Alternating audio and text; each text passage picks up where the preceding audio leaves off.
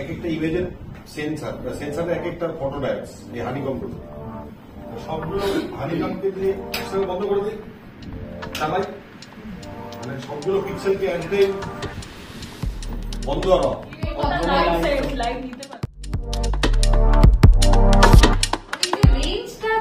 আমরা এইখান থেকে